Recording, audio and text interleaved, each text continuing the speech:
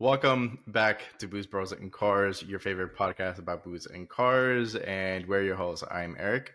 I'm Carmelo. I'm Nick. All right. So, first off, hopefully everybody had a good Christmas and a good New Year.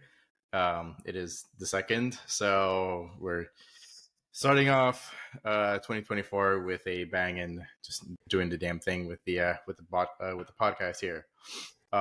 So first up, of course, we're going to be starting off with what we're going to be drinking. I got a couple beers here. One Nick Nick has drunk a lot of these before, but I have the Great Lakes Christmas Ale. I've already taken a couple sips. It's really, really delicious so far. And the second one, the can art really caught my attention. I actually picked this one. Actually, I picked up the Great Lakes Christmas Ale too from North Carolina, from the Blue Door. But this one really caught my attention, and it is the night before. So it is a gingerbread stout, and this is from Westbrook Brewing Company. And where are they located at? Somewhere in South Carolina, Mount Pleasant, South Carolina. So if you guys haven't noticed, because of the picture that's up here, I'm a huge Nightmare Before Christmas fan. So the can art on this one really caught my attention because it's like the little mountain with the little gingerbread guy. So I am actually really stoked to try that. Carmelo, what do you got here for today? All right, so seeing that we're filming this in 2024, I decided to try something a little different, doing dry January. So what I'll be doing is reviewing aminos or BCAAs over the next few weeks. Tonight, I'm drinking Beyond Raw Precision Aminos. Basically, I've had other flavors in the past, just opened up this. For those who don't know and aren't in the health or gym, fitness realm, basically what the aminos do, there's no creatine in it, but it has a variety of EAAs as well as coconut oils, coconut water, potassium, and other things to hydrate you. So, that's kind of what I'm going with. The flavor that I got tonight is gummy worm. And like I said, for the month of January, I'll be presenting different aminos or BCAAs for all of you guys. So, Nice. Cheers. Oh, not a bad choice. Do a little clean out for the new year. Yeah. And for anybody that's following that's interested in that stuff, we talked about it right before we came on. I used to use regularly the same company, Beyond Raw's casein protein, their PM version, which had melatonin in it. And for anybody that has a tough time sleeping, and if you need extra protein, it's great. Just don't make my mistake and mix it with milk the first time, or it's like Jif Chew it. Casein's definitely thicker, but I the product that Carmelo's showing off tonight, I do like them. I basically think it's like the high end GNC brand, is my understanding. Yeah, I think I got this possibly at GNC or maybe Amazon. Yeah. One of the two. Okay. Yeah. So for me tonight, I'm trying to kill my keg of Southern Tier 2 Xmas.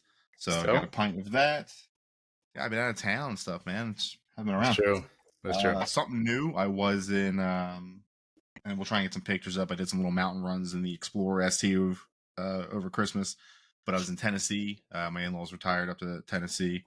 And while I was there, I figured I got to hit the local liquor store, which was rinky-dink and tiny, but they had a decent whiskey and bourbon selection. So picked up some, I've never heard of this before personally, some Davidson Reserve Tennessee Sour Mash whiskey. It's bottled in bond, so it comes out at 100 proof. So it's got a little more kick to it. It's from, Pennington Distilling Company. So something new for me. I haven't tried it yet. I just popped it open. I gave it a little sniff. It smells pretty good. It's not too hot on the nose. So I'll kind of see how that goes. But yeah, they're all batched up and bottle numbered on these. And then just for fun, if I get to it, while I was also there, I've had a lot of stuff from, what were we saying? Old Smoky. Yeah. This is from Sugarlands Distilling Company, which we had to read the fine print to even figure out. But it is an Appalachian sipping cream, dark chocolate coffee flavored. So if I get down to it, I'll try a little bit of this later. I got another glass on standby just in case. So could be basically whatever Carmelo's not drinking, I'm going to make up for tonight. Hell yeah.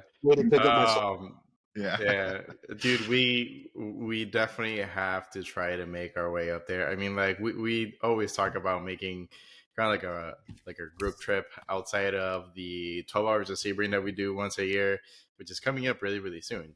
Yeah. Third week of March. But we have to try to make our way at least up to Gatlinburg. We can probably rent a cabin, and where Old Smoky is and where Sugarlands is very, very close. It's like less than 10 minutes walking distance, actually probably less than 5 minutes walking distance away from each other. And so with Sugarland, I think they do like taste testing there, and it's free, I think. Don't quote me on that. Oh, that's with with Old Smoky, you have to pay for it. I think it's like $10, and they give you like 8 or 10 shots. So it's kind of cool. I actually really enjoy going to both places because they have a ton of like really, really good flavors. Yeah, no, I would definitely like to. One of these things I'll get up there. Obviously, I was only about 2 hours away when I was in Tennessee a week and a half ago. Mm-hmm. But being Christmas time with my family, Yeah. you know, I left them one morning early to go hit the mountain roads out there and go through some national parks and some nice curvies and nice little hairpins and whatnot. But taking a 2 hour jaunt over to there seemed like a little bit of not the best idea. Yeah. And actually, though, one of my Explore ST groups on Facebook is thinking about planning a trip this summer to Asheville to hit the tail. So, Oh, really? we might be able to maybe work something out in tandem with that. I got to see the Weiss family's doing. They got a big house or something rented in Rhode Island, I think, this summer. So I got to see how everything stacks up and where I'm going when, and if I can pull off both. But it'll be fun. Okay. Well, if you pull off going to Asheville, let me know because I can probably head up there. Yeah. You said just summertime, started right? talking about it. Yeah, they just started talking about it. They put like 3 different months out, like June, July, or August. Oh, I gotcha. haven't. I've been watching it. Like they just posted today the poll, so I haven't put any of my input in yet because ultimately I'm indifferent. I just need to know in advance. So as soon as if it actually comes to fruition, which based on the woman leading it, it will. So Nice. it's Mike Massey's wife who's kind of leading charge. Okay. So yeah, she's Mike what Matthews, happened the if former she's Speed Group. Yep. Mike Matthews. Yeah. So okay. Yeah. I've been talking to him and his wife a lot because she's got probably one of the most powerful STs in the country, and he's got his Raptor and his Supra now and stuff like that. So, he's a used car manager in Central Florida at a store. Nice. Yeah. So let me know when if that it does come to fruition and you're gonna tag along. Let me know because you're probably gonna have a Corvette following you around.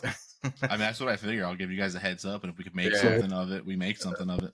Yeah, and we can probably go. Like, you guys are probably gonna go in a group, but honestly, the roads that I've taken to go up there, dude, they're so sick because there's I posted a couple pictures of my Corvette when I was driving to the Tail of the Dragon, which one of them is you can see a side shot and you can see the mountains in the back. That's like maybe 45 minutes away from the Dragon. I can't remember the name of the road, but that highway takes you directly to County Road or State Road 28. Dude, that road is amazing, super windy, and at one point you cross over a little like a little bridge, which it kind of, I think it takes you next to a dam if I'm not mistaken. But when you're driving the whole way down to get to US 129, there's like a lake on your left hand side, so you're like that's pretty cool, plowing down a mountain, and there's like this beautiful freaking lake right next to you, dude. It is so awesome. And then of course, once you get to the Tail of the Dragon, it's just like balls. Well, no, not really. Like you from 28 to 129, you make the right, and then the Killboy store is like on your left, and then the other the Dragon convenience store is on your right. So it's super cool. And then once you obviously pass that, that's when you head to Tennessee and just balls to the wall down up and down the mountain. It's so much fun, man. I miss it up there. I really wish I could freaking be up there right now because man, it's such a blast to drive on that road. Yeah, your clutch would be done if you lived up there right now. Oh man, I mean, it's still slipping. I think I was driving it because when I was doing the maintenance on my IS, I was driving my Corvette for 2 weeks, so I think I drove it somewhere this weekend. I can't remember where. I went out just to buy some stuff, um, and I was like kind of pushing the car, and I like slammed it into fourth gear, and I heel toe down to third, and it was like I can feel the clutch slipping a little bit, and I'm like, oh shit, maybe I shouldn't autocross this weekend, but whatever. YOLO. Send it. Yeah. Eric, how many passes Yeah. on the Dragon? So because I didn't have any tools and because the car was overheating, I only did one way each way. Okay, so a full. That was enough. Especially because I didn't have any tools. Lesson learned. Next time I go up there, I'm gonna take like a little bag just for like, just a few sockets, wrenches, yeah. Just to have, because the biggest thing for me is that I needed to take off my intake so I can just remove all the leaves that were stuck between the intake and the radiator shroud, because dude, it was so much. At one point I stopped at the Killboy shop and they gave me a flathead screwdriver and I took off the intake, and when I was pulling off all the leaves, dude, I can legit, like, I can probably like process all the leaves and I can like make a book out of it. Like, that's how much leaves were stuck in there. Like, it's mind-blowing how much leaves were stuck in there. But what I was gonna say, Nick, is that we're probably not gonna have a lot of leaves on the floor, so you probably don't have to worry about that. But I'm also not quite as low as you, so there's that. Yeah. So, but yeah, it'll be a fun trip, man. I mean, definitely keep me posted, because we can hit up some really good breweries up there too. We can go to one of them. We're going to talk about one of them today, but we can go to a brewery that you and I have drunk their beer, and holy shit, we hyped them up recently. But I got one left. I still have 4 left, but they're different flavors.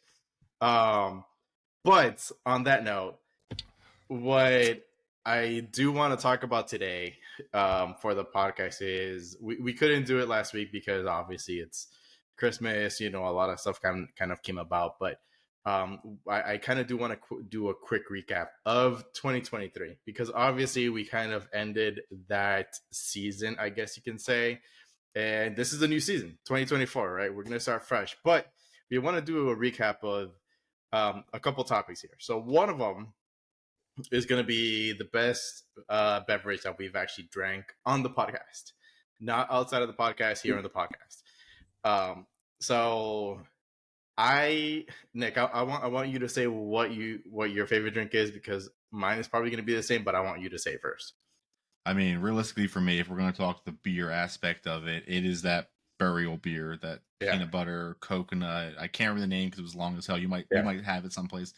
That stout that Imperial Stout from Burial's hands down the single best beer I have had, dude, on this podcast. And then just because we're talking about favorites and we do a lot of beer and liquor and stuff, liquor wise so far it's nothing too crazy, but for me probably my Eagle Rare 10-year. Okay. That's probably been the best liquor that I've had so far, last year at least.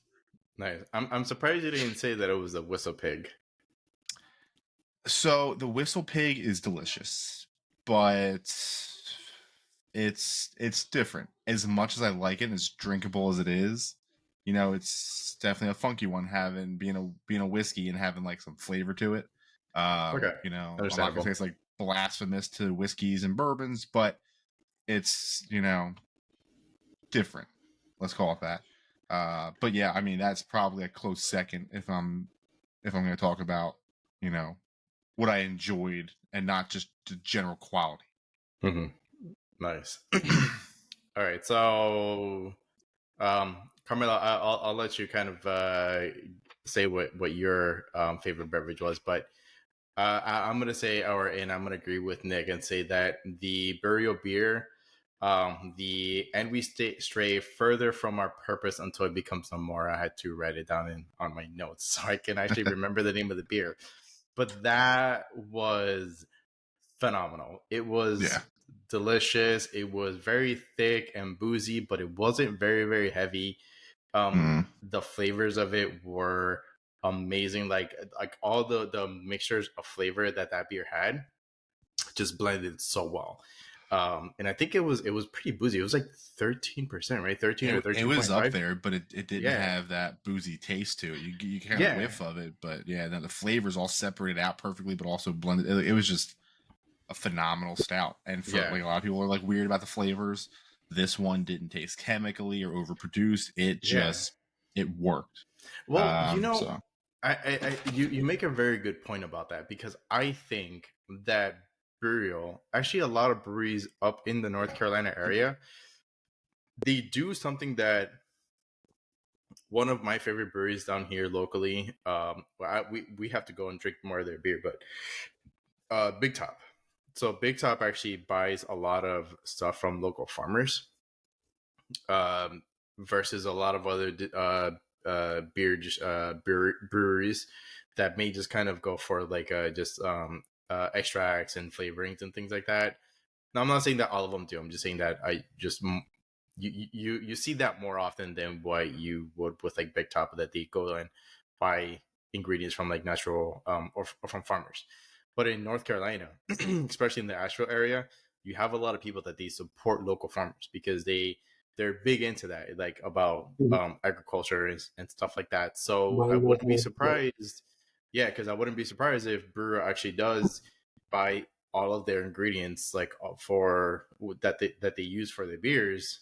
They buy them from local farmers, because there's a big brewery. I mean, granted, large breweries, they have hit or miss beers, but Sierra Nevada, by far one of my favorite locations. You guys will be mind blown by the facility, because they actually bought. Yeah, they bought, I don't know how many, dude, it's awesome. And they bought, I don't know how many acres of land in Arden or Mills River, Hendersonville area. I don't know how many acres, but they they actually grow a lot of their own ingredients. So instead of, well, they purchase some of them, like the grains and like the hops, but anything else aside from that, they grow their own stuff. They harvest. On their property. So that's cool. Yeah. So yeah, I wouldn't be surprised if Burial actually did the exact same thing. Anyways, sorry, Carmelo, I kind of went on a little rant there, but what do you think was your favorite beverage that you've actually had on the podcast so far? So my favorite beverage of the podcast for last year. It's kind of sad because we can't get anymore. It's the Garage East mead, that blueberry honey mead that I had. It was phenomenal. I told myself I was going to get back up to Tampa, and never made it. I believe they closed the 31st. No, they're still open. No, it's like mid next year. Yeah. Oh, initially I was told it was the end of this year. So actually, mid this year, I guess we can say now. Yeah, because I think they announced it over the summer and said they had about 11 months ago. Yeah, but actually, Carmelo, talk to Brandon, because he has like, I think he told me he's got like 40 something bottles to get rid of from Garage East. So and he's selling them all. Yeah, he's selling them all. He's not selling them through number 3 not because number 3, but just himself. I got you. Yeah, because he's not able to sell stuff that he didn't purchase through a distributor. Through a distributor. So he literally, like, he's like in their bottle club, so like he has all this stuff, so he's just gonna be selling some stuff like outside of number 3. But yeah, just ask him what he has. Yeah, next time I see him, definitely. Yeah. Which, speaking of which, I don't know if you guys want to head out there, because I have beer for you guys. Ooh, maybe next Friday. Right, yeah. Yeah, so I need to give these to you guys. Yeah, I think Mike already drank one of them. He said that it wasn't. It was a little funky. He thinks it could have been like an older beer. Hopefully, it was just his and ours are fine. But I still want to give it to you guys just to try it out and see if it's still good. But I do have a Wicked Weed Milk and Cookies, which is a phenomenal beer, I think. And then we have these two. I think this is the one that, or this one is the one that Mike said that. Banshee, I think, yeah. Yeah. And I have one more for you guys, which is this one, which is a Sierra Nevada beer. They made this together with Dogfish. So nice. Dude, I am so looking forward to this, because this is made with maple syrup and birch syrup. So I want to give these to you guys sooner than later, because I'm holding off on my can, to give these to you guys so we can drink them together. So, yeah, Carmelo, I might have to get with you before you leave so that I can give these to you. And Nick, I don't know if you want to meet up this Friday to go grab a couple beers, and I'll hand these to you too. That's possible, because weren't we talking about you wanted to go to where? Somewhere in Fort Myers, wasn't it? Oh, actually, we just talked about them. Pointy Bell. No, that's not what you said earlier. Oh, yeah, because they're doing that milk, whatever. Yeah. Yeah, they have that really cool cup. I kind of want one. But yeah, anyways, okay, so that's the beer that you're gonna say, the Gary G's, the blueberry and honey. Yep. That was my favorite. Nice. Gary G's has some good meat. I have one more in my fridge that Brandon gifted to me, which shout out to Brandon. You are an MVP and you're awesome. We definitely have to make our way out there again. I haven't gotten a month and a half, man. It's same holiday season. Yeah. And but yeah, if we're gonna head over to number 3, I'll probably grab a couple bottles of the Burial beer so we can take it to there and have Mark and Brandon try those out, because Burial's amazing. Yeah. I gifted him one of the bottles, so one of these days we'll crack it open there. Yeah, we have to head out there. All right, so on to the next topic. So the favorite car news of 2023. So I'll let you guys kind of kick it off first. I don't know if Carmelo or Nick, if either one of you want to kick that off. What has been so far your favorite car news? So Nick, I'll take the lead on this. So mine's kind of mixed. Since you took the lead on the last one, I think I'll start. Mine's kind of mixed. Basically, even though I've had bad experience with Stellantis or FCA cars, the last Charger and Challenger went off the production line a few days ago. I want to say sometime around Christmas, the 26th, 27th. Yeah. Which is the bad news. The good news is Dodge and Jeep have now released information on the new V6, that Hurricane twin turbo inline 6, their high output engine, not the standard output. Yeah. And a lot of people are comparing it. Basically, for those that don't know, it's going to be 540 horsepower, twin turbo inline 6. The high output's going to have about 26 psi, and the standard output will have a range of horsepower depending on application.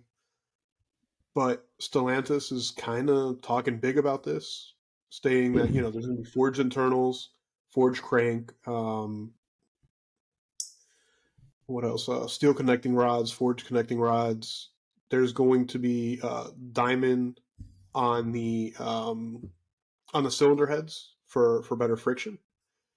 And ironically enough, if you read that and you read the inline 6 of the 2JZ, they read very similar. Their intent is very similar. A little more fuel economy over a V8. And so I'm going to say that Stellantis is not only, and Stellantis has also hinted that the successor to the Challenger and Charger will not only be EV, but will also have a Hurricane high output option. Kind of backtracking from a few years ago. So I'm going to say that gives us, the petrol head, something to look forward to when, is it a 6? It's no longer an 8? Yes. But it's producing, some of the biggest, if not the biggest horsepower number for a domestic twin turbo V6 that we've seen. I think the exclusion to that would be the Ford GT. But I'm not familiar. So what it sounds like to me is that in typical FCA fashion of being behind the times, they've now realized what the Germans did 20 years ago and are just doing that now. I mean, what German car that's mass market, sub 60 grand, has 540 horsepower at with a 6-cylinder turbo? I mean, you can get a 335i for probably 35 brand new and put $2,000 into it and be like 700 horsepower. No. I'm saying from the factory, but from the factory wow. with a warranty. Well, how long is that warranty going to last? Exactly. I mean, yeah, I don't take warranties into consideration anymore. So, but yeah, right. I see what you're saying, though. It is being the death of the Hemi as we know it. It is very interesting, and I think it truly is the way. I'd rather a straight 6 over a V6, even though my ST has got a V6 in it. The straight sixes just deliver the power differently and just Mhm. sound different. I mean, don't get me wrong, I love the sound of my Explorer. I love the sound of a GTR, a modern GTR. But there's just something about a straight six, whether it's BMW, Nissan, Toyota, or now FCA or Stellantis. Well, we haven't heard this one yet. Hold on, it's Dodge. Well, they they could brutalize, Yeah. they could butcher that. So that's the final hope. The power sounds great. Now it needs to sound good, and not with fake engine generators like half these cars have it. Now it needs to sound good. I want to see somebody throw a nice Japanese straight pipe single exhaust out of the back of that bad boy. I want to hear it ripping like a high horsepower RB26, man. Yeah, I want to hear that thing ripping like a 600 horsepower RB26 or whatever running down the street. That's what I want to hear. If they do it right, that's it. Right, but this gives them the opportunity, to do whatever a scat pack would be. If you look at the difference of they'll have 3 engine options. At least in the press release that was late November, they'd have the EV option, which I'm not sure where that would rank in the trim. They'd have the standard output, which I'm guessing would be the equivalent of a V6. And then they have the high output. So they're leaving themselves the potential of a Scat Pack, a Demon, even a Hellcat. I don't think we're going to see those names go away just yet for that reason. I honestly, I mean, I kind of hate to bring up this topic right now, but I feel like there is that whole thing that's saying that they're going to push for a fully EV or hybrid by like 2030 or 2035 or something. Mm-hmm. I really don't think that every manufacturer is going to end up doing that, because if you start doing hybrids and fully EVs, there's actually been studies. Now, of course, we've mentioned this in one of the other podcasts before. We're not scientists. We're not expert on this, but what the word is that there's not enough electricity out there in or there's not enough power grids in the United States to be able to power every EV vehicle, or for every person in the United States with a driver's license to be able to power their vehicles. There isn't. It's impossible. That's something that is such a far-fetched idea for us to be able to do that I feel like manufacturers are going to end up pulling back and pushing that date out significantly. Well, the other thing you got to remember too is, and here's what the federal government, I guarantee, was banking on a little bit, and it's the Gen Z, I guess now. A lot of them don't want licenses, or they want to ride share. They don't want to own a car. Some of them don't even want a license. So I think they're banking on a lot of that going on, where more Uber and ride sharing apps and more carpooling is going to happen, where it's going to be one car share between like 6 people kind of thing. Yeah. And if that happens, it'll be a little bit easier. But then, dude, I look at this stuff, like everybody's like, oh my God, my car's so green. It's an EV. It's whatever. I literally just read something either last night or the night before, where basically because of all the bullshit that goes into producing these batteries, it takes, I want to say, 7 years to reach net carbon neutrality. So you have to drive for 7 years before it becomes a flat, even break to be green. Moving forward. That's per car. That's per car. And that's if your battery doesn't go out between the next couple of years, and then you need a new battery. Exactly. If you take like the Hummer into consideration and some of the less efficient EV batteries, then you're looking at 10, 12 plus years. Yeah, I think that's where they average it out. There's like 7 years on average for that net carbon emissions neutrality, and it's just it's all these smug assholes like, I got a Prius, I got a Tesla, oh, it's electric, it's super efficient. No. So, listen, or the Lightning for that matter. It's a brick with 4 wheels and electric motors. But they're fast as hell, but yeah, they're not great in terms of longevity of your range. So when I was in high school, getting ready to go to college, again, raised in the car business, I had a Hummer H2. That was my tank to go away from home to college.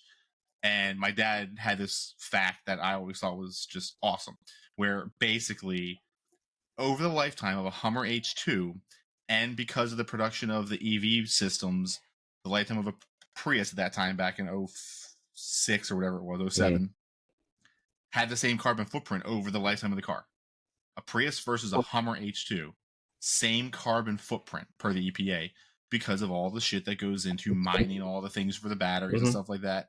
So all we're doing is scarring the earth to get that stuff, while driving these massive trucks and child labor and all that nonsense to get all this stuff. to then make you feel smug and good about your EV car. Right. So this is a rabbit hole I could go down to. So maybe I should stop because I'm way off topic already from Carmelo's good news. So you're saying it's just a facade? It's just smoke and mirrors? And from the research I've done and investing in a couple different EV companies over the past few years, I agree. But something, Eric, you said, and I think Stellantis has figured out, or Dodge being Dodge, is that their lineup has to be EV. It doesn't say in there that their lineup can't be EV or internal combustion as well. So that's why they're going to have combustion engine options. Yeah. Okay, that makes sense. And this is why I was kind of hesitant to say anything, but reading the press release and the stuff that I've read on these upcoming cars, they keep promoting it initially EV. But hey, we've been developing a Hemi replacement for the past 2.5 years. It's now in production in some of our bigger vehicles, which is like their durability, right? Their wear and tear. I think they're starting to put it in. They're going to be putting it in the next gen Rams that'll be released later this summer, early fall. You know, it's funny that you're saying that. It's really funny. It's really funny that you're saying that because while you were talking about it, saying that it's an inline six with twin turbos, I was gonna say it sounds like a more modern Cummins engine. I mean, in a sense, yes, because most of all the modern Cummins right now are a 6.7 straight six. Yeah. So with a big ass turbo, so it does kind of make sense. They already have some experience, obviously, with this. Yeah. In a sense, even though it's another manufacturer. Yeah, but they've got hands-on experience with a similar setup, so to speak. Yeah, I mean, it'll be. Like I said, I heard about this about 1.5 years ago. I think the Hurricane engine before they announced the EV and stuff like that. When they were talking about the death of the Hemi at the Mexican factory, and I was intrigued because again, as much as I've been burned by a BMW and stuff, I love their straight six turbos. We love the 2JZ. Yeah. We love the RB series. Like these are all phenomenal sounding, powerful engines. It's clearly a great way to make a 6-cylinder. So it's nice to see a domestic picking that up. Because back in the day, all the domestics made straight 6s and straight 8s. Right now, those are antiquated. Now here they are coming back around to this modern straight 6, which could be glorious. Yeah, I mean, who doesn't love the sound of a high revving, screaming straight 6 with a blow-off valve? Like, come on, hitting the rev limiter. And it's Dodge. You know that's what they're going to do. There's going to be some limited production model, and we'll say limited production model that will have that. I want to see the SRT series come out again. You know, like this is the first like hurrah since like an OG Neon SRT4, like the fun car. Like this is their chance. It's a bit more expensive, obviously, and bigger, but this is their chance to come back to the SRT roots where they weren't these high performance untouchables. They were affordable performance cars for normal people, whether you wanted the truck. $25,000 Neon truck was the Neon, the Caliber, the 300.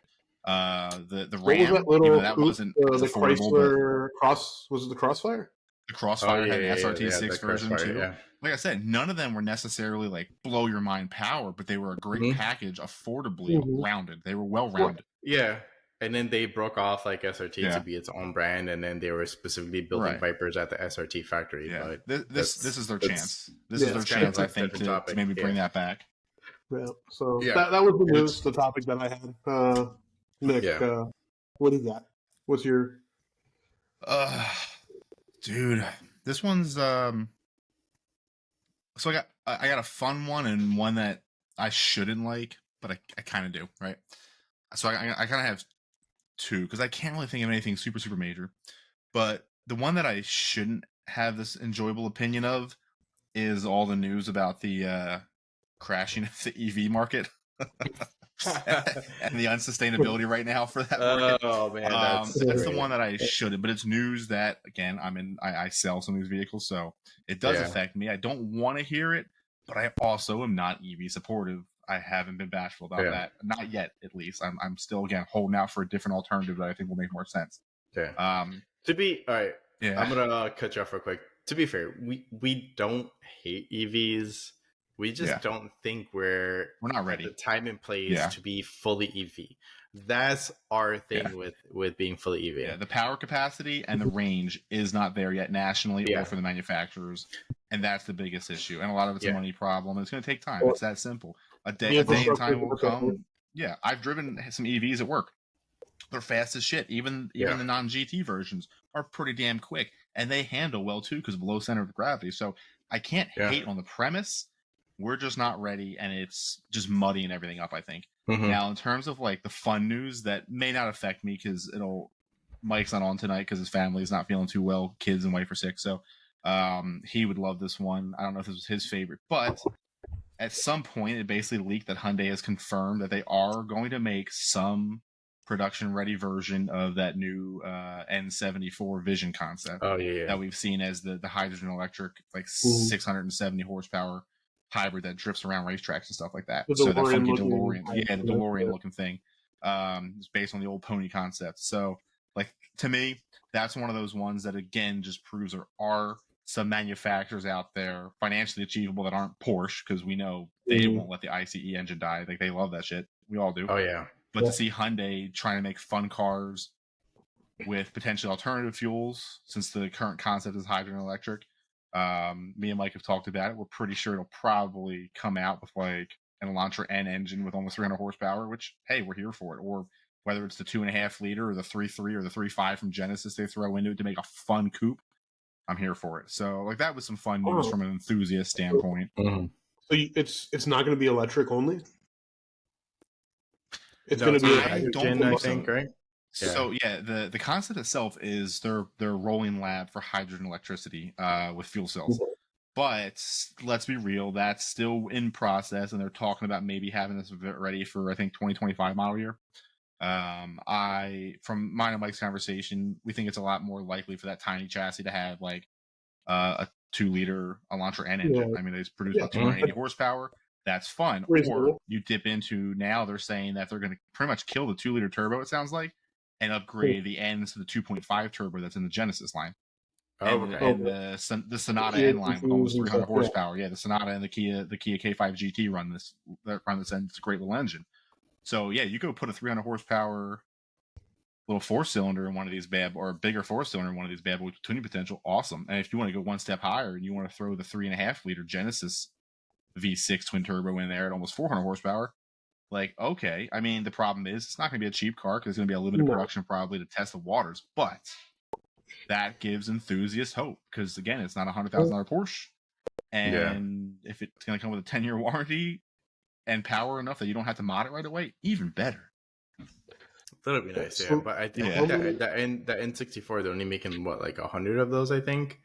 I read That stuff's 1,000. Yeah, that stuff's still a little shaky. It was definitely, I want to say, in the 1,000 range. I think they're going to test the waters as like a hero car.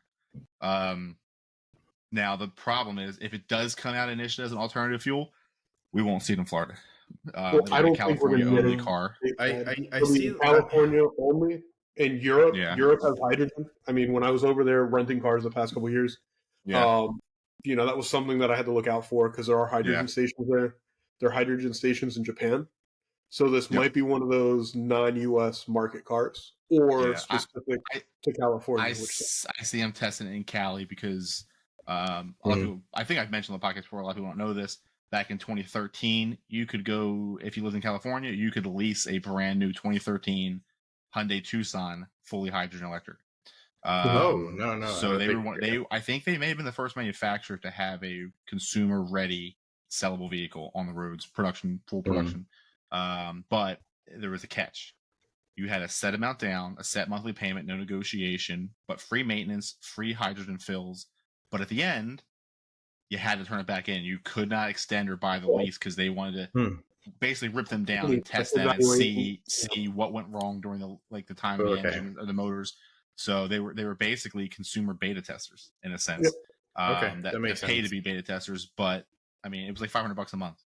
Like, that's not a crazy payment for a brand new piece of technology on a fully loaded SUV. In 2013, that's a lot of money for a Hyundai back in 13. It was, if you weren't buying a Hyundai Genesis. It was, but I mean, if you think about it, though, it's not that bad because, like, to Nick's point, he said that it's $500 a month for the lease of the car, with free maintenance, free fills, and free fills. Yeah. Now, it's not a bad deal. Now, what happens though when you tell your insurance company that you're driving a hydrogen bomb on 4 wheels? What's your insurance look like? I mean, who knows? You know what I mean? So there's other stipulations that we can't answer because we don't have experience with this because our state doesn't have the support of hydrogen yet. Yeah. So who knows? It is what it is. But again, that's a tangent on what my cool little fun news was for the year. That's kind of really Nice. what I got. So Eric, I'm sure you put more thought into this. And Carmelo all kind of Um, off the hip. it's really funny that you guys both kind of talked about cars with alternative type of fuels. Like, Nick, you said the whole hydrogen thing. And Carmelo said the whole EV and obviously like the 6-cylinder turbo motor. But my favorite news is, I don't know if you guys remember this, but the Mython EV, that was that very, very tiny go-kart thing that hit 0 to 60 in like 0.956 seconds. Mm-hmm. That was probably my favorite news for the year. And here's a couple things why. So obviously, one, that thing was breaking I guess you could That say was the barriers. one built by the kids in school, right? In Yeah, it was Europe?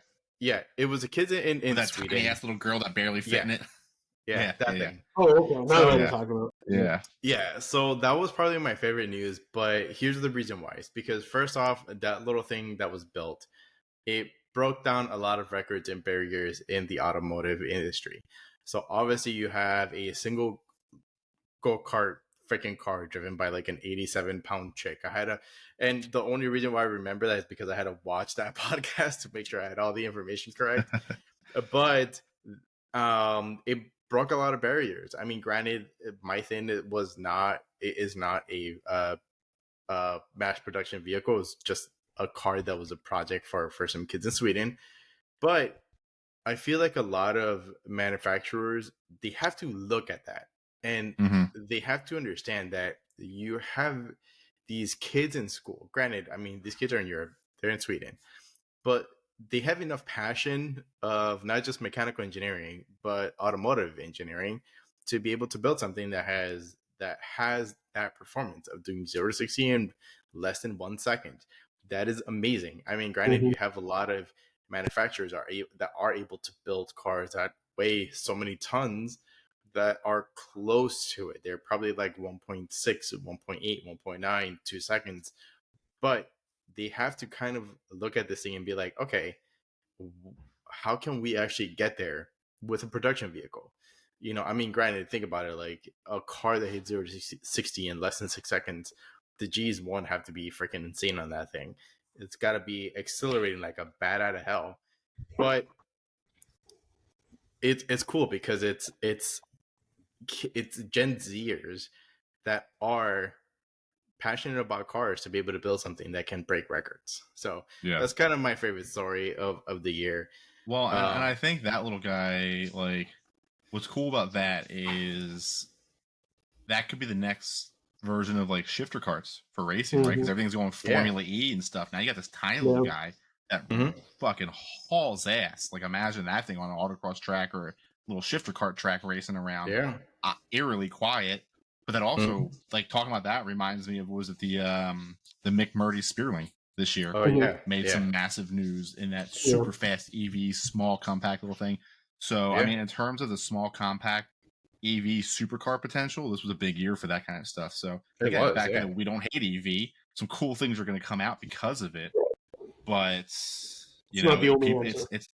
still a lot of testing going on and a lot of trying to check for true future use purposes. But just like that was a cool story. Like everyone else in the world, we got to be, you guys, the viewers, everyone's got to be accepting.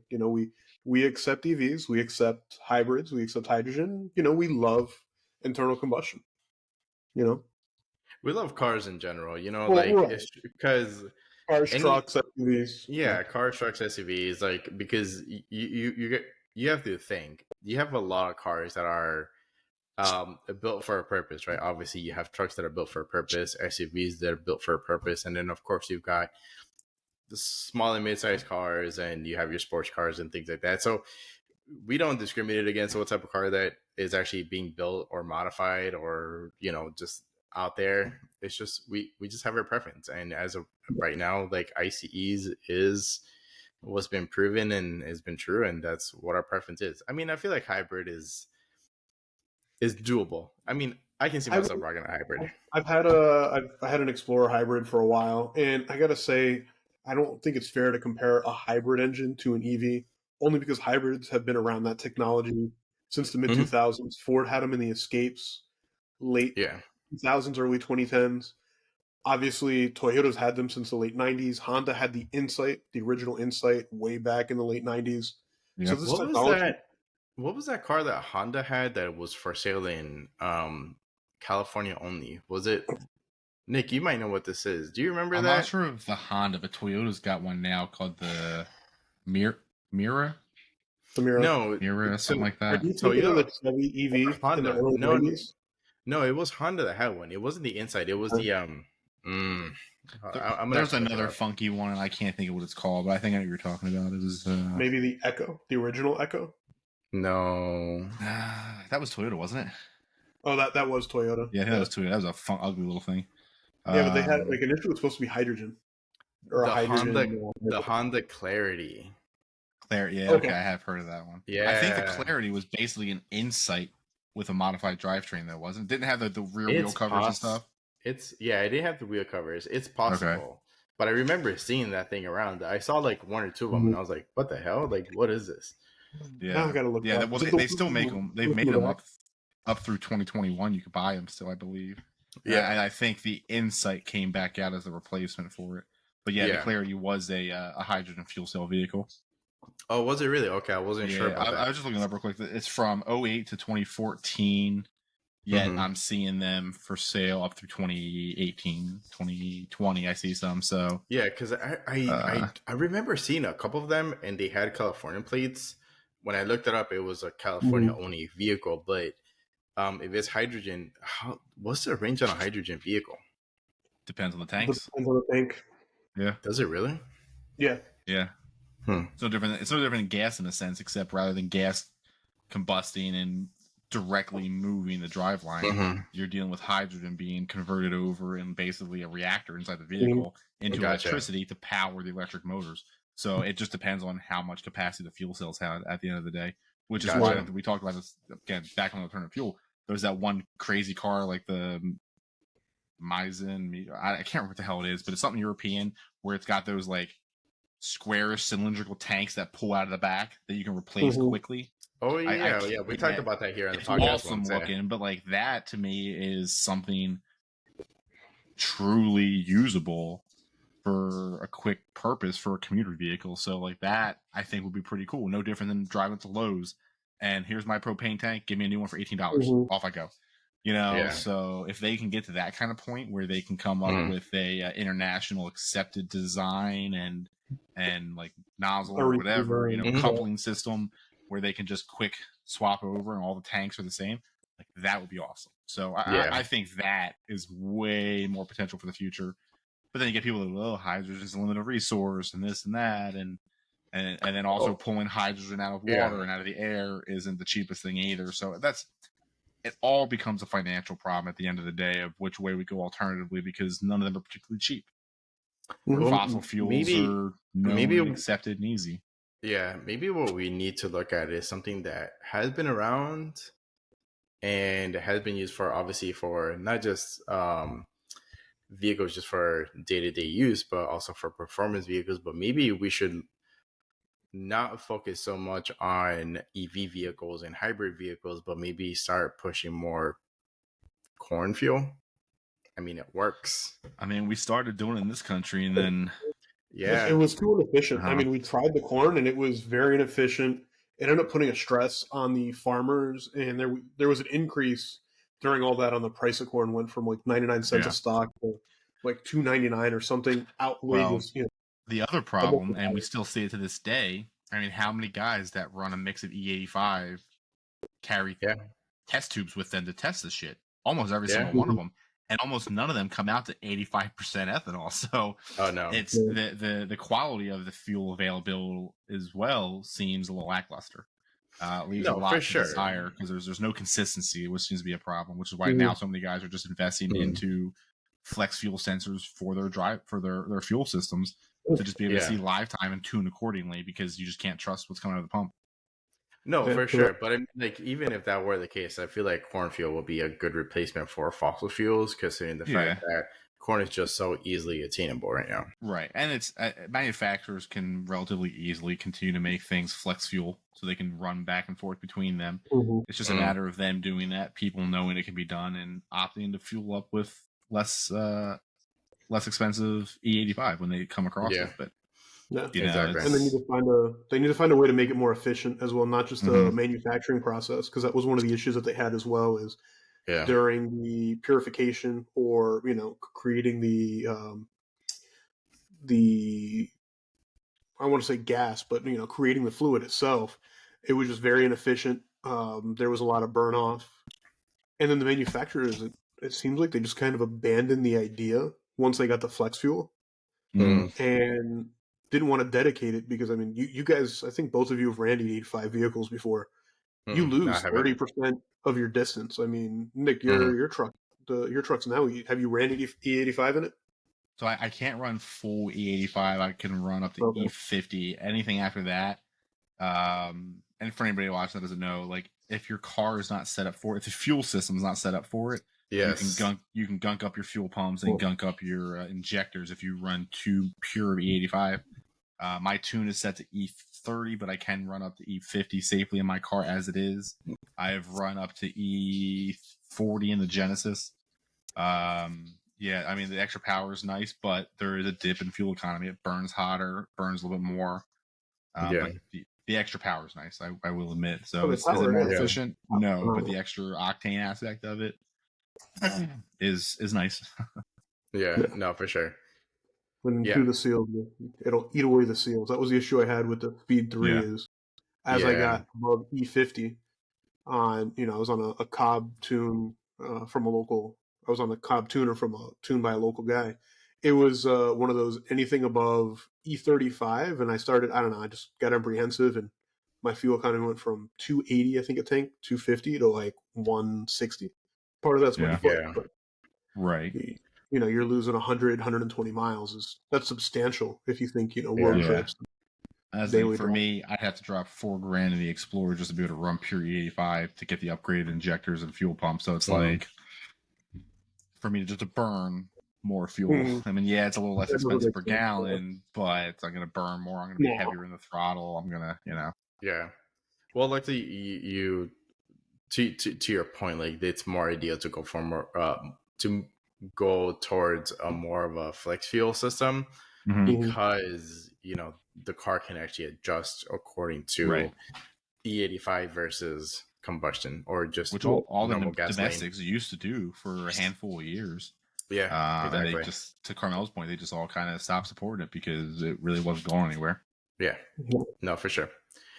All right, so next topic. I feel like this one will probably just be me and Carmelo real quickly because we do have to jump into the beverage recap. But favorite motorsports moment. So I'll go ahead and kind of start off with this one. My favorite motorsport moment has been something that we've kind of talked about, more frequently here, which is going to be Formula One. But my favorite moments of motorsports has been Alonso overtaking Checo in Formula One, because Alonso is an amazing driver. The dude's an animal behind the wheel of the Aston Martin, but every time that he overtook Checo, because they had some really good dogfights on track. That's my favorite moment. Carmelo, what about you? I don't know. You kind of took mine. Did I? Oh shit, my bad. You're good. You're good. I'm currently trying to recall the track for my next one, but Alonso just came out of nowhere. I mean, and the piggyback as I'm researching mine. For Alonso, I mean, he clearly spanked Lance Stroll this year. I mean, it's not even. It's not. It wasn't even a contest. I think he scored like 75% of everything for Aston Martin. It's. I guess it's just to see somebody who's been around, who at one point was driving for McLaren when they were paired with Honda and going through that dark time before Zach Brown took over. the team as principal, or I forget his title, CEO. Mhm. Seeing that going from there where he bowed out, we actually met him at IMSA or WEC at the 12 Hours of Sebring, or the 1,000, the weather, what is it, the 1,000-kilometer race that occurred Friday before in 2019. Um, Wait, was he there? yep. I don't He was remember with that. Toyota at the time. Yep. Oh, okay. Because remember the year before that, we met Juan Pablo Montoya, and it was before, I think you got into Yeah. F1. Everyone was like, oh, why are you excited for this guy? And then the following year, Alonso was there. And we Yeah, didn't yeah. actually meet him. I got a photo of him.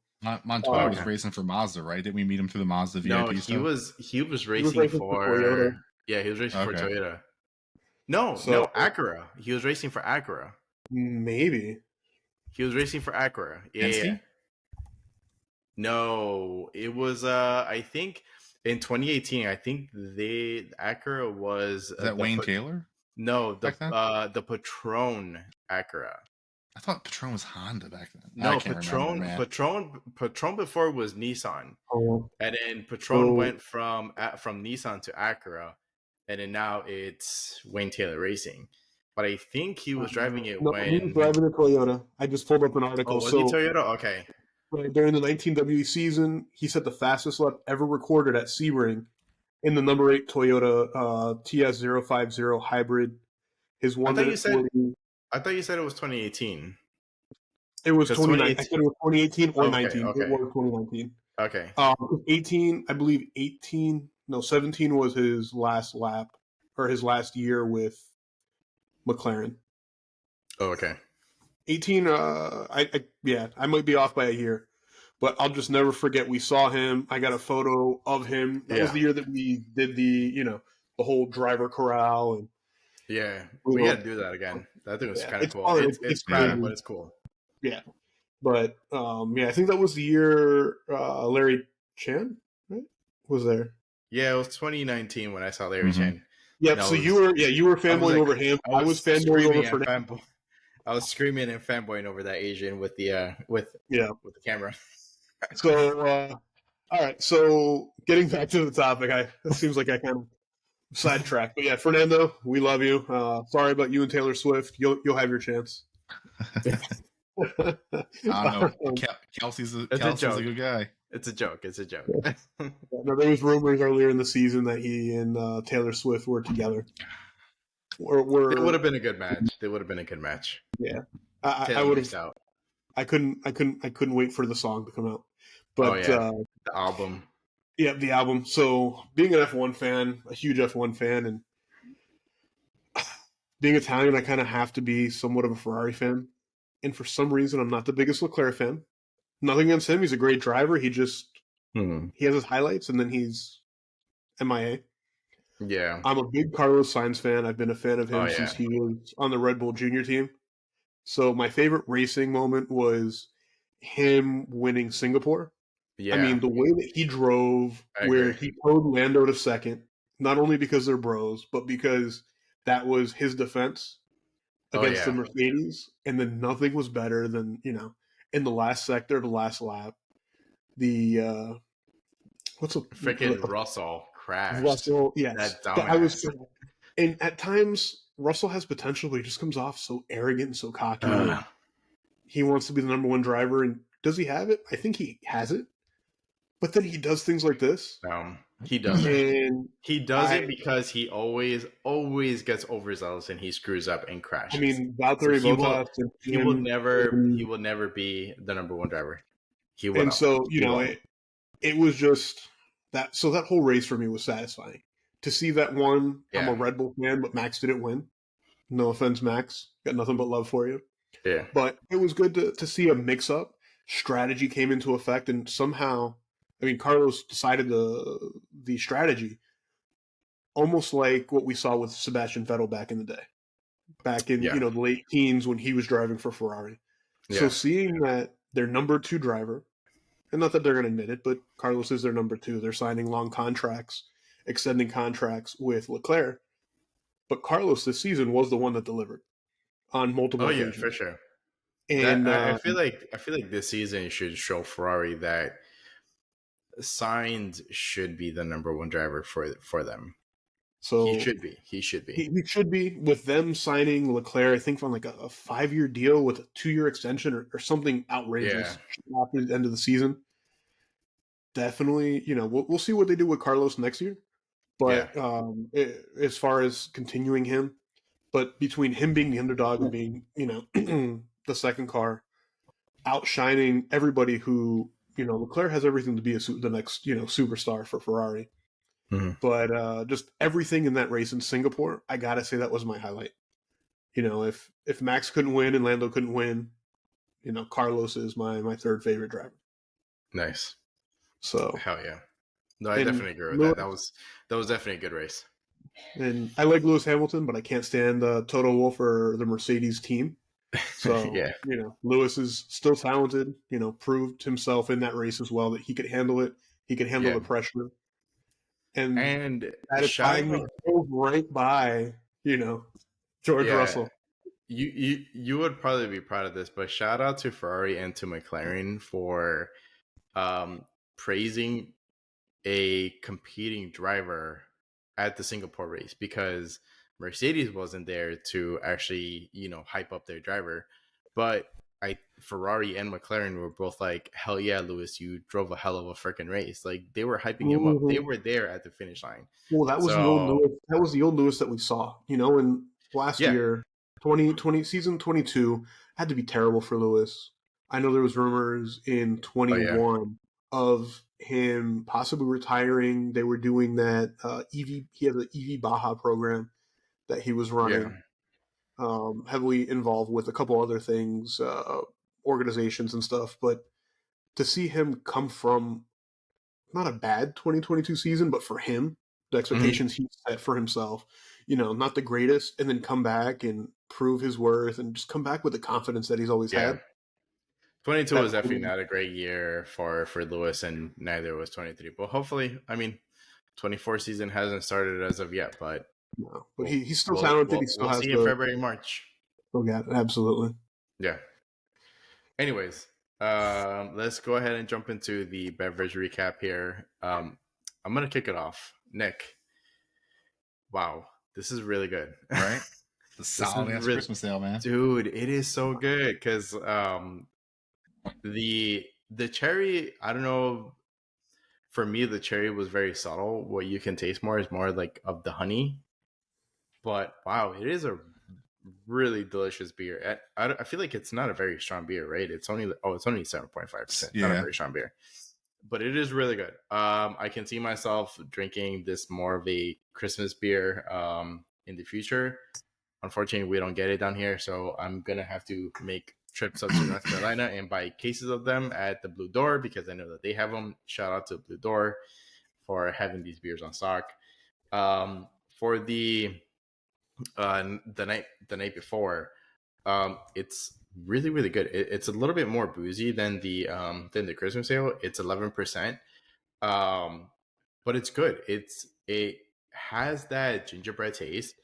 I kind of wish that it had more of like a frosting flavoring, because like they have like the little designs on the gingerbread for the frosting, but I kind of wish that you had that little bit more of a frosting flavor. Frosting for you.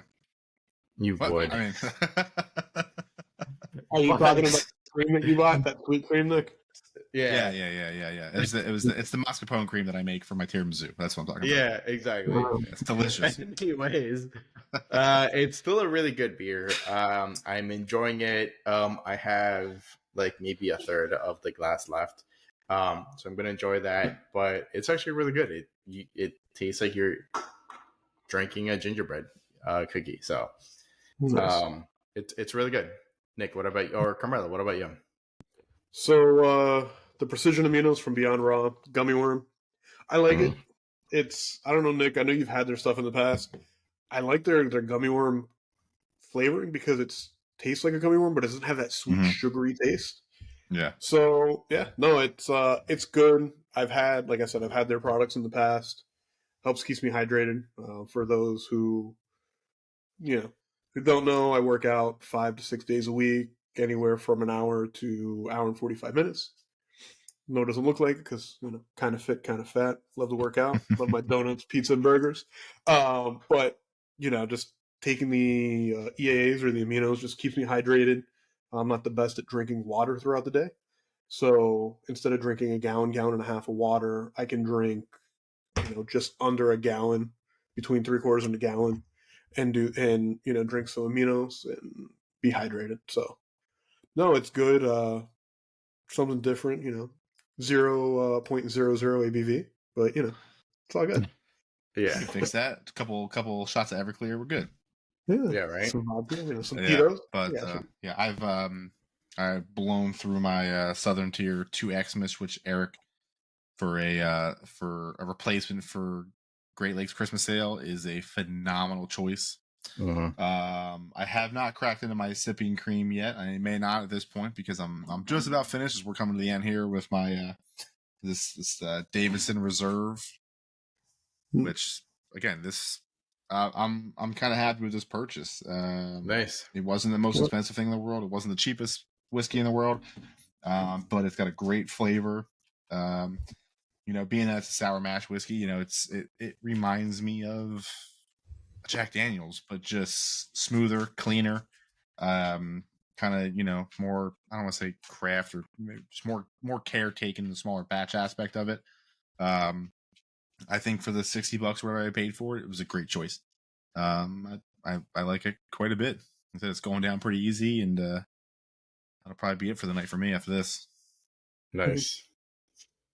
Yeah, that I need to buy more liquor, man. I actually have quite a bit of liquor in my fridge, and just have also a couple kids, and you'll do it automatically. Yeah, and I still have a couple of stuff that I need to open. You actually, what I need to open up is that bottle of Japanese whiskey that you got me, Nick. Oh, I still need to crack that open.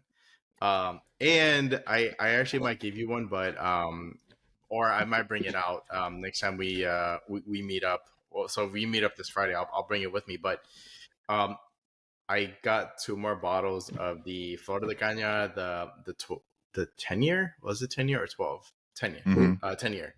So I've got to bring that out so you can actually try that. It's super good and super smooth. But I'll bring it with me on Friday. Well, obviously, we're gonna we talk about it. Now if one of our locations happens to be a specific dealership, we could have a wrench thrown in the plans of being able to drink while we're doing it. However, whenever we do finally meet up, to do one, I will bring this and open this.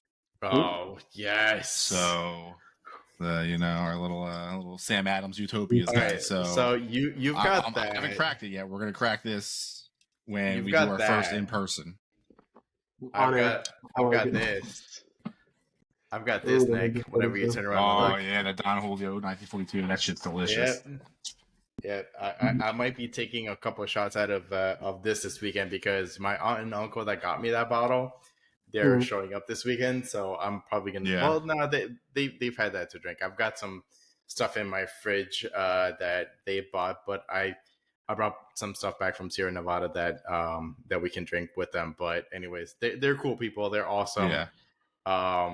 But yeah, I'm gonna enjoy drinking some good stuff here with them. But now, have you ever had that before? The Don Julio 1942. Yeah.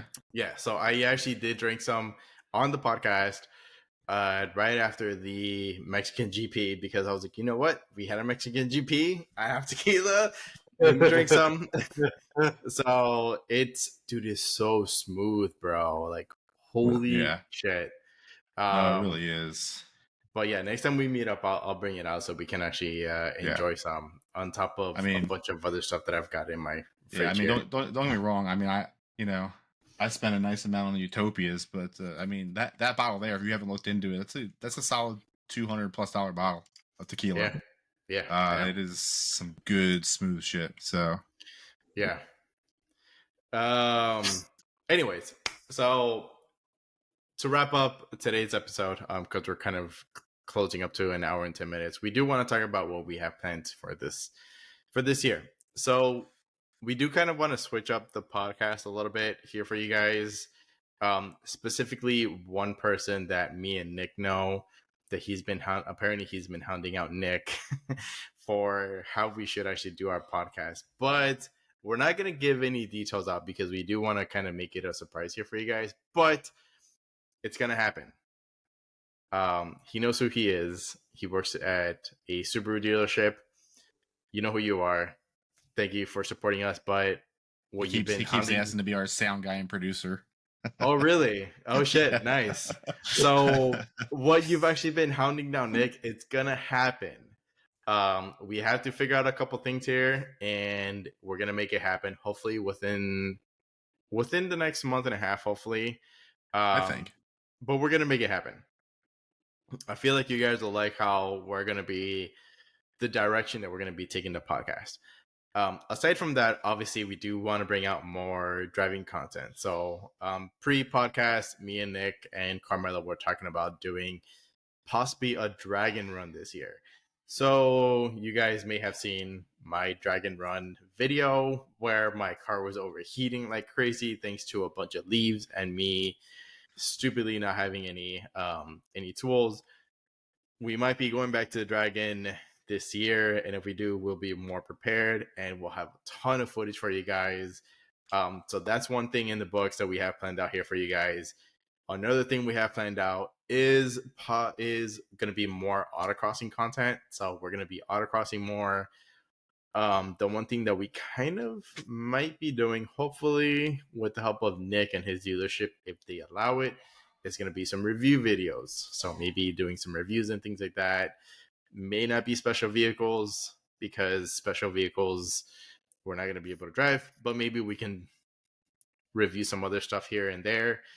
And if there's any other dealerships on board, if you guys are watching this, let us know if we can review your cars. Send us an email. I'll actually put the email in the description below to contact us.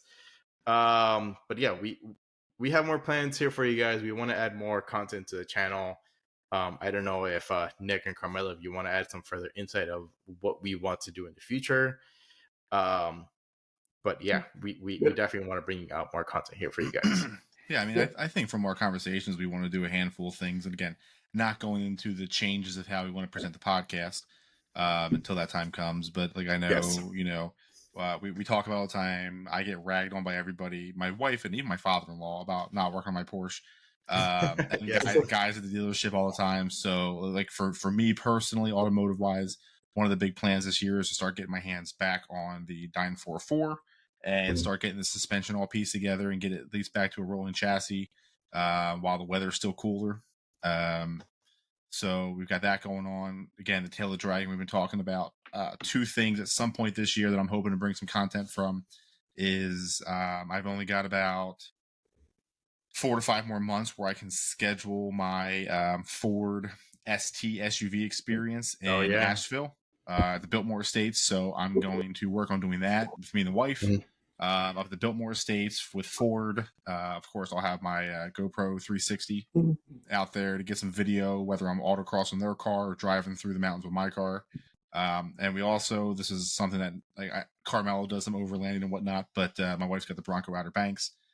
We also get to do the Bronco off rodeo. So that is in Ford provided vehicles. So I want to do the Moab one out in Utah. So we'd fly out there and do that. So I'm going to work on scheduling that this year to try and get some cool off-roading content, Ford specific with the Broncos to bring back. You also between Ford, between the Bronco events, the Explorer ST events, and then me personally on the Porsche side of things, hoping to bring you guys some content from there. You know, maybe some busted knuckles, some curses, some tap and die kits will probably make their appearances. Yeah. It's a 37-year-old German car. So there's going to be some fun stuff there. And maybe some progress videos or pictures at least that'll come out there, and just some fun stuff in general from me. That isn't too in depth, just things that I kind of have to do. So I do have to add one thing real quickly here, though.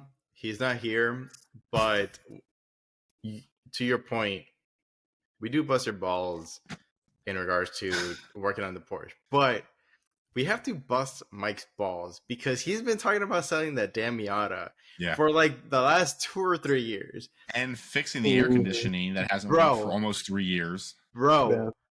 Fix the damn AC, sell the damn Miata, and Just take even more. Yeah, Yeah. and buy something with the damn VE8. So if you guys are watching this, add in, please, add in the comment section below. Add on there, Mike, fix your shit and sell the damn Miata. Add it on there. I'm gonna screenshot, send it to him. I actually handle the YouTube channel and all of the social media pages here. Yeah. So yeah, just add it in the description or in the comment section below, please, so I can send it to him and he can actually get on his ass and fix that damn AC system on the Miata and sell it, so him and I can do some VA things together. Yes. Yeah. Go ahead, Carmelo, Carmelo. you got anything? You got to have something Mustang. So speaking of VA things, Yes. so I'm definitely gonna do some garage stuff. I got a handful of mods in the garage that I just haven't had time to install. Upper control arms, lower control arms. Mhm. What else? I think otherwise than that, suspension's done. For those of you that might know that follow my my Instagram, I did install the Cadillac ATS brakes. I think we talked about it. We might have talked about it on the podcast. Mm-hmm. I also We may have, yeah. on on coilovers front and rear, sway bars. I mean, the majority of the suspension on it's done. But just do some more shop stuff. I got a ton of mods, and every now and then I'll see the bank account gets over a number that I'm excessively comfortable with, and I'm like, you know what? Let me throw a couple $100 at the car. So I plan on doing that. I won't be autocrossing this coming weekend due to being out of town, but I did a dry run back in December of some autocross videos, reviewed it, saw a better camera angle, certain things I could do to make it the content better for you guys. So I'll be doing that as well. And every now and then I got some buddies with Mustangs and a good friend of mine with a C6 Grand Sport Pro Charged, and we do cruises and have some fun, grab lunch, and go to car shows and meets. And I plan on bringing some of that content to the channel because it seems like going over our podcasts do well, but our videos do even better. So try to bring more of that for everybody. Nice. Yeah, definitely. We're gonna have some wrench days too, where we're gonna record some, I guess, just funny stuff that kind of happens, and of course, throughout the process, we're gonna be installing some stuff, because we've all had some really funny moments installing stuff together. I feel like a lot of the stuff has just been me, Mike, and Nick kind of working on our speed threes way back in the day. Nick already knows. He's taken a lot of coolant showers with multiple speed threes, more than one, Yeah. surprisingly. Not thrilled about it. No, but yeah, we do have some more content that's gonna be coming here for you guys. And yeah, so just keep an eye on that. Just keep an eye on our social media pages. Today is January 2nd, so unfortunately, a year ago today, we did lose the very, very infamous and legend Ken Block, unfortunately. So R.I.P. King. We definitely miss you, and we definitely miss out those crazy videos that you were putting out with Gymkhana. Aside from that, that's all the time that we have here for today. Thank you guys for listening. Thank you guys for watching. I hope you look forward to all of the content that we're going to be putting out here in the very, very near future. Keep an eye out on those changes for the podcast that we kind of mentioned. Not wanting to give out much details. Nick did kind of briefly mention what we're going to be doing, but you have to pay attention to the podcast to actually hear what it is that we're going to be doing. But aside from that, cheers to booze and cars. Remember to hit the road responsibly, and savor your brews and hit the road responsibly. Cheers to booze and cars, and we'll catch you guys on the next one. Cheers. Happy 2024.